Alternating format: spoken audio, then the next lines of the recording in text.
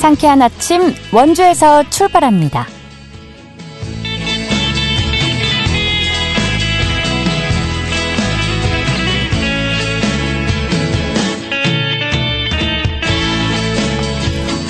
안녕하십니까. 6월 18일 화요일 KBS 원주방송국에서 보내드리는 상쾌한 아침 원주에서 출발합니다. 저는 진행의 이은주입니다. 오늘도 전국 대부분 지역의 체감온도가 31도 이상으로 오르며 불볕더위가 느껴지겠습니다. 낮 최고 기온이 35도를 웃도는 곳도 있겠는데요. 내일까지 전국이 고기압 영향권에 들면서 기온은 계속해서 오름세를 유지할 전망입니다. 강한 햇볕에 자외선 지수가 매우 높아 온열 질환에 계속해서 주의를 해주셔야겠고요. 오존 농도도 나쁨 수준으로 높겠습니다. 미세먼지 농도는 전 권역이 좋음에서 보통 수준 예상되는데요. 하늘이 대부분 쾌청하겠습니다. 오늘 준비한 소식입니다. 강원특별자치도가 폐광 지역 내에 산재해 있는 석탄 경석을 산업적으로 활용하기 위한 조례 제정을 앞두고 있습니다. 자세한 내용 알아보고요. 원주시가 민물 가마우지로 인한 피해를 최소화하기 위해 민물 가마우지 포획 지역을 지정합니다. 리포터 현장에서 알아보겠습니다. 또 취재기자 연결해 도내 이슈 점검해 보도록 하죠. 6월 18일 화요일 상쾌한 아침 원주에서 출발합니다.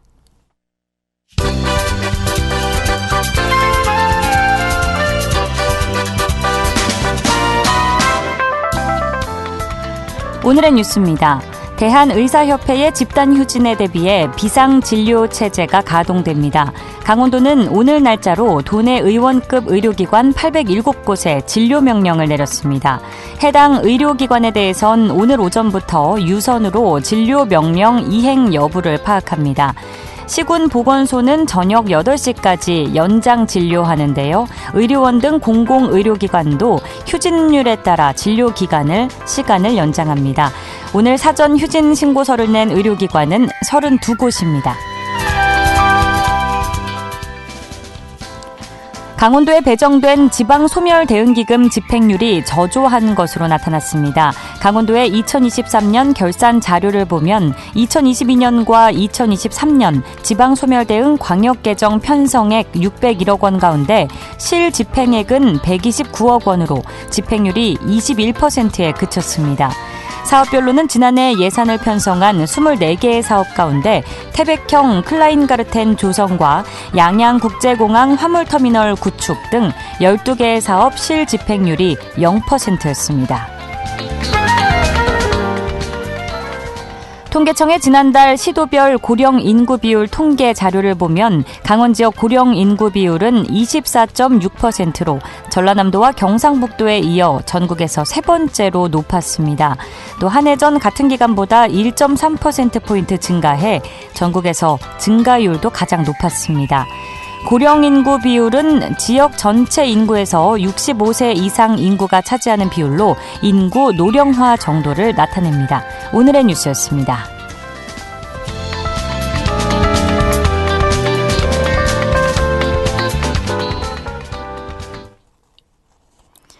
상쾌한 아침 원주에서 출발합니다. 함께하고 계십니다. 강원특별자치도가 폐광 지역 내에 산재한 석탄 경석의 산업적 활용과 체계적인 관리를 위해서 지난 6월 13일 강원도청에서 행정안전부 환경부와 업무 협약식을 진행했는데요. 자세한 내용 강원특별자치도청 규제혁신과 김미숙 과장을 연결해 알아보겠습니다. 과장님 안녕하십니까? 네, 안녕하세요. 네. 강원특별자치도 규제혁신과장 김미숙입니다. 네, 반갑습니다. 석탄 경석이란 이제 석탄 채굴 과정에서 섞여 나오는 암석을 뜻하는데요. 열량이 모자라 판매되지 못하고 지역에 적체돼 있어서 그동안 마땅한 활용 방안을 찾지 못하고 방치되어 왔었죠. 네, 맞습니다. 네, 이러한 석탄 경석이 폐기물 규제를 벗고 이제 건축 자재와 신소재 등 산업적으로 활용이 가능해졌다는 반가운 소식인데요. 이번 협약을 통해서 별도의 법 개정 없이 훈령만으로 폐기물 제외가 가능해졌다고 하는데 행정안전부, 환경부와의 업무 협약 내용 먼저 들어보겠습니다. 네. 사실은 이게 거의 전국 최초라고 합니다. 그러니까 네. 환경부랑 강원특별자치도, 태백시 그리고 행정안전부가 그러니까 협약을 통해서 규제를 개선한 최초 사례라고 하더라고요. 네. 환경부에서는 그 석탄 경석의 친환경적 관리 방안을 마련하는 훈련을 제정하고요. 또 강원도와 태백시는 우리 관련 조례를 제정해서 친환경적으로 이제 석탄 경석을 관리하고 활용하겠다 이걸 약속했고, 행정안전부는 이거를 지원하기 위해서 행정적, 제도적 지원들을 하는 거를 이번에 6월 13일에 그러니까 네 분 태백시장님까지 포함해서 모이셔서 협약을 하시고 지금 차근차근 진행하고 있습니다. 그러니까 그동안 이제 폐기물 취급을 받았는데 이제 복덩이가 네. 될 수 있는 거잖아요. 네, 맞습니다. 네, 이렇게 최초로 또 시도를 아, 하셨는데 네. 현재 폐광 내부에 적치돼 있는 석탄 경석은 어느 정도 규모로 파악되고 있나요? 네, 사실은 정확하게는 알 수 없어요. 왜냐하면 땅에 묻힌 게 2억 톤이고요. 지금 네. 저희가 눈으로 볼 수 있는 게 한 1,900만 톤 정도 되거든요. 근데 사실은 1,900만 톤이 어느 정도 규모인지가 감이 안 잡히시잖아요. 그렇죠. 그러니까 1,900만 톤, 우리가 눈에 보이는 것만 20톤 트럭으로 한 100만 대 분량이라고 보시면 됩니다. 예. 그러니까 엄청난 양이 지금 뭐 태백을 포함해서 탄광 지역 곳곳에 묻혀 있고 쌓여 있다고 보시면 될 것 같습니다. 우리 강원도에서는 이제 태백과 삼척 지역에 이만큼의 경석이 있는 거죠?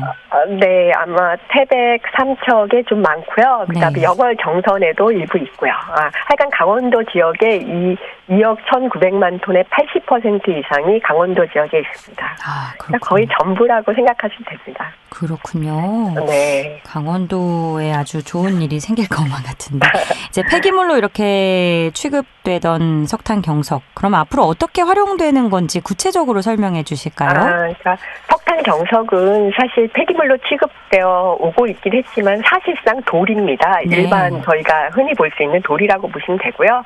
이것과 관련해서 그러니까 벽돌이라든가 무기 단열 하여간 건축 자재로 다양하게 활용할 수 있는 기술은 이미 개발이 끝난 상태입니다. 다만 이게 폐기물이었기 때문에 그걸 활용하지 못하고 있었는데요. 저희 강원특별자치도가 강원 TP를 통해서 이미 개발을 다 해놓은 상태고, 이거는 또 민간 기업이랑 저희가 협업으로 다 이 기술 개발을 끝난 상태라 이번에 폐기물에서 제외되는 순간 좀 민간 기업들을 많이 유치해서 그러니까 저희가 실생활에서 이런 그러니까 석탄 경석으로 만든 그러니까 제품들을 보실 수 있을 거라고 기대하고 있습니다. 네, 그러니까 뭐 이제 복덩이로 활용할 기술 개발을 완료해 놨다는 말씀이시죠? 네, 맞습니다. 네, 22년 만에 석탄 경석이 폐기물에서 제외되는 거라고 들었는데 제가 알기로는 2016년 7월에 폐기물관리법 시행규칙이 개정이 됐는데도 이제 계속해서 폐기물로 분류돼서 자원으로 활용되지 못했던 걸로 알고 있는데 이렇게 오래 걸린 이유가 있을까요? 사실은 저희가 폐기물에서 제외를 그러니까 추진한 거는 정확히는 2002년 4월부터입니다. 2002년 4월이니까 22년이 걸린 거죠.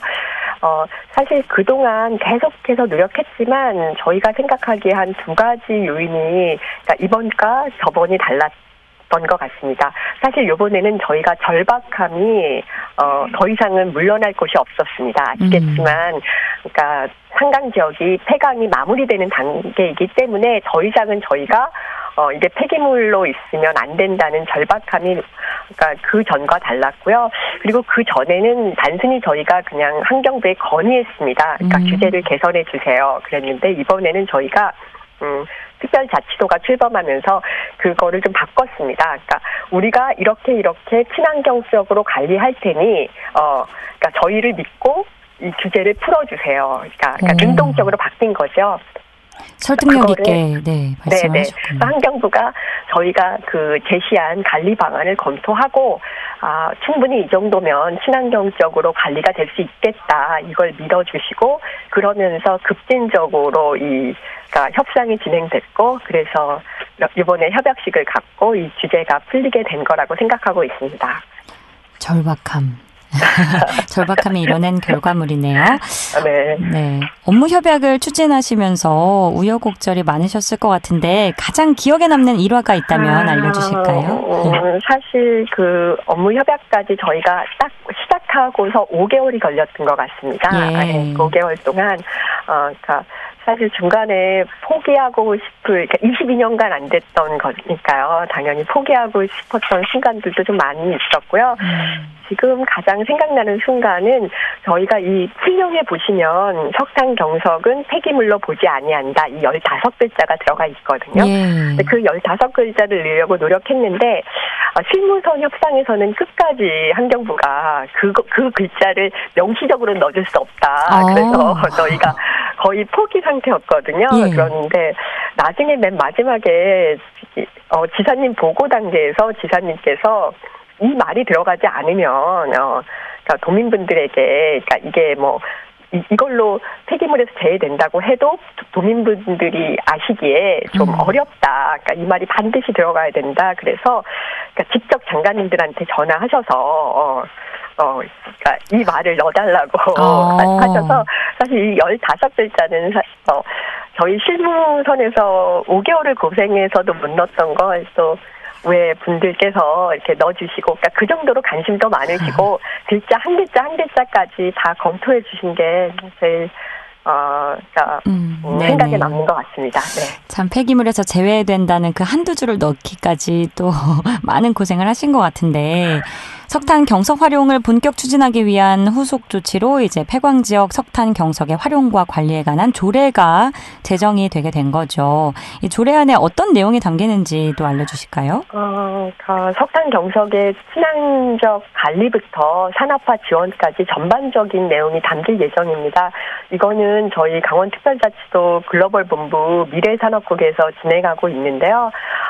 이걸 통해서 그 탄광 지역이 사실은 저희가 지금 구상하기로는 석탄이 과거의 에너지 자원이었다면 지금 태백 지역은 미래의 에너지 자원의 보고로 만들려고 하고 있습니다. 예. 그거에 대한 구체적인 지원이나 뭐 이런 것들이 다 담기지 않을까 기대하고 있습니다.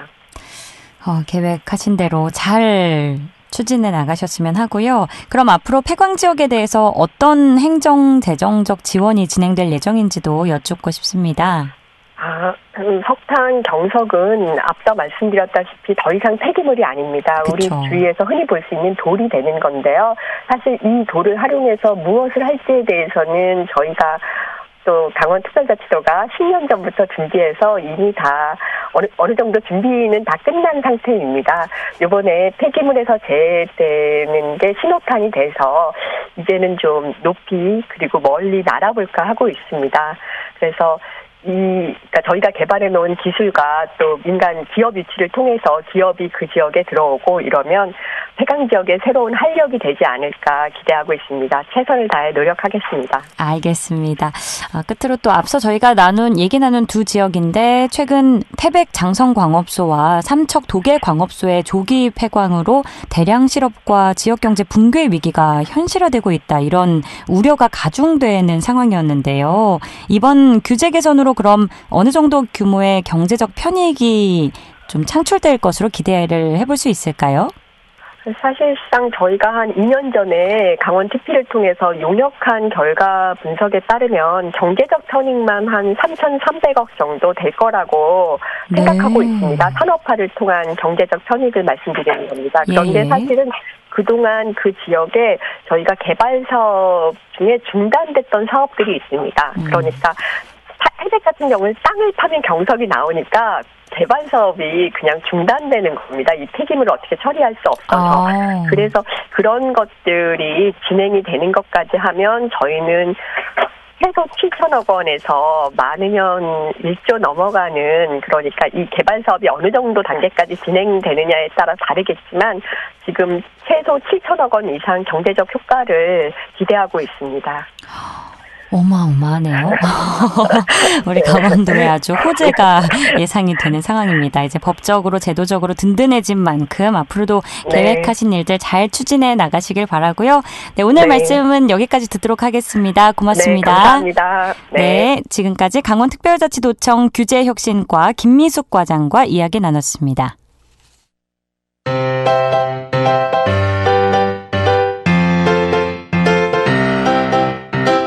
KBS 원주방송국이 유튜브 다시 듣기 서비스를 실시합니다. 매일 아침 강원 영서남부권의 뉴스와 정보를 전해드리는 상쾌한 아침 원주에서 출발합니다는 KBS 원주라디오 유튜브 채널을 통해 다시 들을 수 있습니다.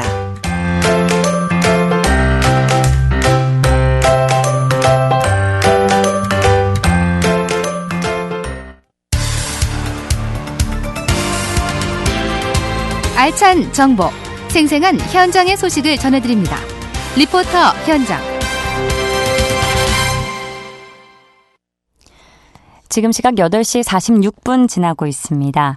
원주시가 민물 가마우지로 인한 피해를 최소화하기 위해 민물 가마우지 포획 지역을 지정하는데요. 자세한 소식 박다연 리포터가 취재했습니다. 어서 오세요. 네, 안녕하세요. 네, 원주시에서도 민물 가마우지로 인한 피해가 발생되고 있다고요? 네, 맞습니다. 민물 가마우지는 89cm에서 102cm로 현존하는 가마우지 중에서 매우 큰 편인데요. 네. 이 앞부분인 멱은 흰색이고 나머지는 검은색으로 모습을 띠고 있습니다. 이름이 민물 가마우지인 이유는 갯벌이나 바닷가에도 서식하지만 민물에서도 서식하기 때문인데요. 이 민물 가마우지 특성상 1에서 2kg의 어족 자원을 먹는 습성으로 현재 원주시 섬강에 살고 있는 다양한 어종들을 잡아먹고 인근 낚시터에 일일 평균 3에서 5마리의 민물 가마우지가 날아와 사업과 영업에 피해를 주고 있는 실정입니다. 이렇게 되면 민물 가마우지가 먹다 남긴 생선들로 인근에 악취가 발생하게 되는데요. 무리들의 배설물로 인해서 나무의 백화 현상이 일어나기도 하며 그에 따른 자연 생태계가 파괴되고 있습니다. 이에 원주시는 민물 가마우지를 퇴치하기 위해서 포획 지역을 지정하는데요. 자세한 내용 원주시 환경과 정희훈 담당자 이야기 들어보겠습니다. 올해 3월 야생생물 보호 및 관리에 관한 법률 시행규칙이 개정되면서 민물 가마우지가 유해 야생동물로 지정이 됨에 따라 포획이 가능하게 되었습니다. 환경부 유해 야생동물 포획 지침에 따르면 낚시터, 양식장, 내수면 어업에 대하여 재산상의 피해를 주는 가마우지에 한해 포획이 가능하도록 된 건데요. 현재 민물 가마우지는 하루 1에서 2kg 정도의 어족 자원을 먹는 습성이 있으면서 원주 섬강에 서식하면서 다양한 어종들을 잡아먹고 어로어업의 생산량 급감에 영향을 미치고 있고 이에 따라서 인근 낚시터로 출몰 범위를 넓혀서 영업에 막대한 피해를 주고 있는 실정입니다. 저도 이제 가마우지가 물고기를 잡아먹는 사진을 봤거든요. 네. 와, 정말 그 얼굴은 작은데 큰 물고기를 그냥 단숨에 맞아요. 먹어 치우더라고요. 맞습니다. 네, 물고기 사냥 실력이 매우 뛰어난 새고 수심 20m 깊이까지 잠수하면서 어른 팔통만한 물고기도 쉽게 삼킨다고 하는데요. 네. 그렇다면 이러한 피해 발생에 대해서 원주시에서는 구체적으로 어떻게 대처할 예정인가요? 네, 우선 올해 3월부터 야생동물 보호 및 관리에 관한 법률 시행규칙 제4조 개정으로 유해 조수로 지정된 민물 가마우지의 포획이 가능해졌는데요. 네. 원주시에서는 민물 가마우지로 인한 피해 지역을 확인하고 낚시터, 내수면 어업의 피해를 최소화하고자 민물 가마우지 포획 지역을 지정하는 과정에 있습니다. 지난 5월 20일부터 31일까지 낚시터와 양식장 내수면 어업 총 13개소에 대한 민물 가마우지 피해 지역을 조사했고요. 8개소에 대해 이달 10일부터 22일까지 10일에 거쳐 주민 의견을 수렴하고 있습니다. 의견이 수렴되면 포획 지역에 대해 홍보를 실시할 계획이고 이 피해 신고가 들어올 경우 유해 야생동물 피해 방지단을 배치해 포획 활동을 할 예정인데요. 유해 야생동물 피해 방지단이 민물 가마우지를 잡을 경우 도에서 일괄 지정한 포획 보상금 2만 원이 지급됩니다.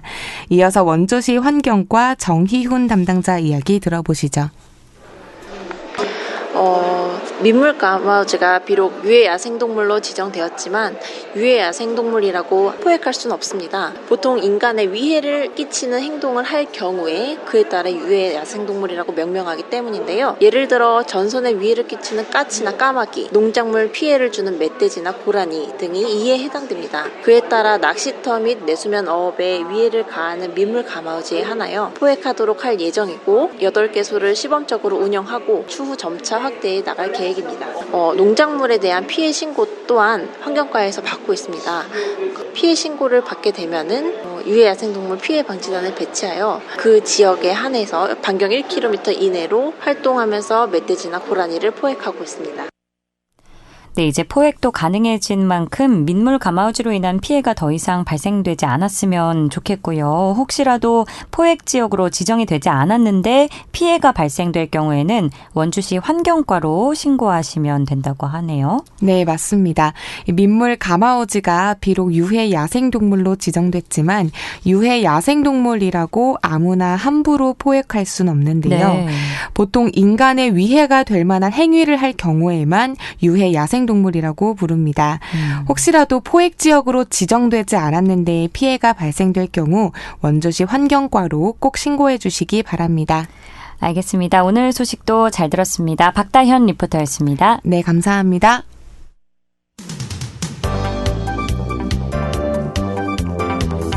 생생한 현장, 유익한 생활 정보를 전해드리겠습니다. KBS 원주라디오 상쾌한 아침 원주에서 출발합니다를 함께하고 있습니다. 지금 시각 8시 52분입니다. 취재기자 연결해 도내 이슈 살펴보는 시간입니다. 강원일보 최두원 기자 연결합니다. 최두원 기자, 안녕하십니까? 네, 안녕하세요. 네, 오늘의 첫 번째 뉴스 들어봅니다. 원주 기업도시 장기 미착공 부지가 기업 유치로 활로를 찾고 있다고요? 네, 원주시가 기업도시 내 장기 미착공 부지에 대한 기업들의 투자를 독려하면서 1,300억 원대 투자 성과를 내고 있습니다. 지난 11일 시에 따르면 지정면 기업도시는 2021년 5월 산업연구용지 분양이 완료됐습니다. 하지만 코로나19 팬데믹으로 일부 용지의 시설 투자가 지연되고 있는 실정입니다. 이에 시는 장기 미착공 부지 현황 조사를 실시한 데 이어 즉시 투자가 가능한 기업을 발굴하고 토지 소유자와 중개하는 작업을 추진했습니다. 그 결과 주식회사 서울 F&B와 주식회사 현대 메디텍, 주식회사 디알팜, 주식회사 광덕 A&T 등 총 4개 기업을 유치하는 데 성공했습니다. 이를 통해 총 1,352억 원 투자에 377명 고용 성과를 이뤘습니다. 이달 중에는 기업체 3곳과 1,182억 원 투자에 152명 신규 고용을 골자로 하는 투자 협약을 앞두고 있습니다. 기업도시도 서서히 위용을 갖추고 있습니다.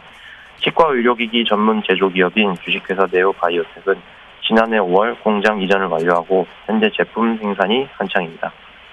제약 바이오 기업인 주식회사 RF바이오, 지난달 공장 준공에 이어 올 하반기부터 생산 라인을 본격 가동할 준비를 갖추고 있습니다.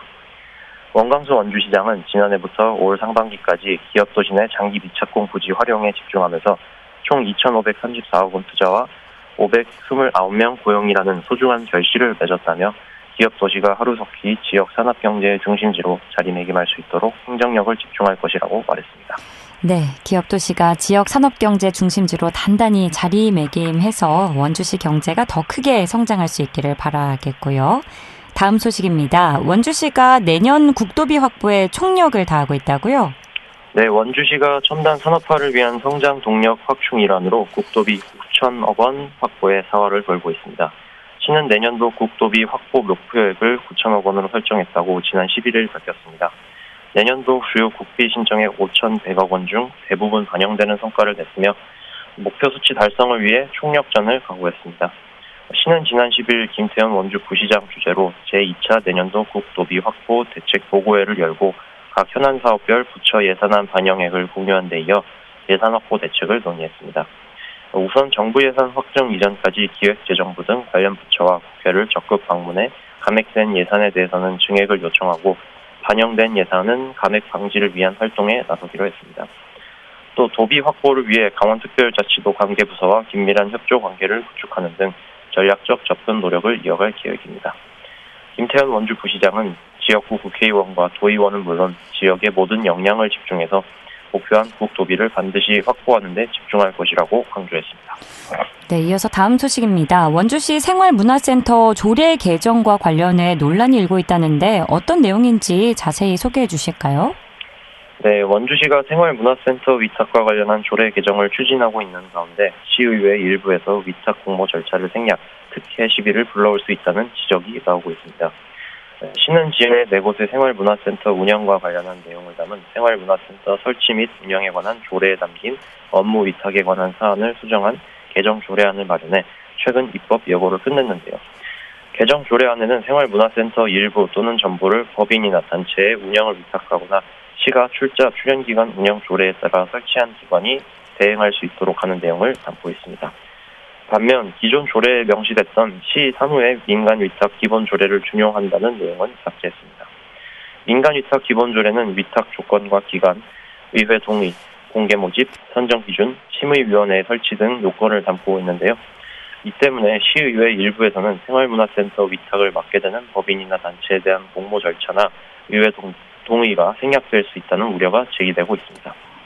손준기 원주시 의원은 생활문화센터 운영에 관한 조례가 입법 예고한 대로 개정될 경우 공모 절차나 심의 없이 특정 단체에 일감 몰아주기가 가능해지는 셈이라며 수백억 원의 혈세로 건립한 공공기관의 위탁 업무에 대한 적격 업체나 기관 선정을 위해서는 최소한의 안전장치를 거론해서는 안 된다고 지적했습니다.